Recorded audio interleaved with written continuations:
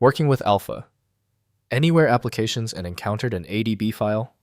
This is a database file from the Alpha Anywhere Rapid Application Development Platform.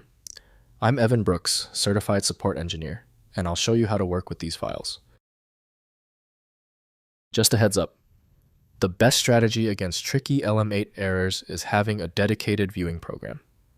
I'll reveal more about my favorite tool towards the end. LM8.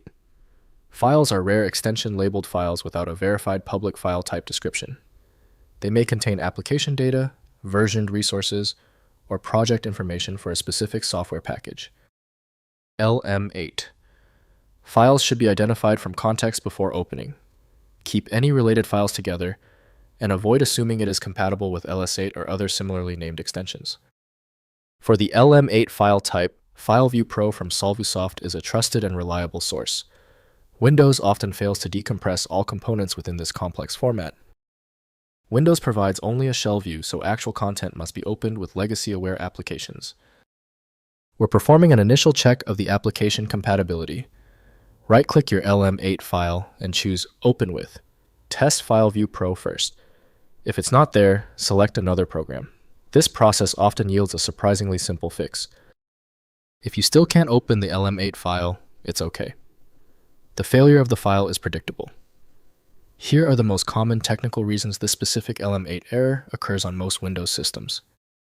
First, check neighboring files. Look for related file names or folders that identify the creating application. Similar numbered extensions may indicate versioned resources or split project files. Next, use a viewer on a copy. Inspect a duplicate with a text editor, hex viewer, or file analyzer. Look for readable headers that identify the app or data structure. Finally, ask for export options. If the source software is known, open the file there and export to a standard format. If not, ask the sender for the original app name and version. If compatibility checks failed, it is likely because the file extension name is shared by different developers for unrelated formats, causing your PC to use the wrong reading language. This professional-grade approach allows the software to analyze the file autonomously, which can offer a significantly higher chance of success for stubborn or non-standard formats. At this point, I recommend our one-click fix, the Universal Viewer. My top recommendation is FileMagick. It opens almost any format and is available right now at filemagick.com.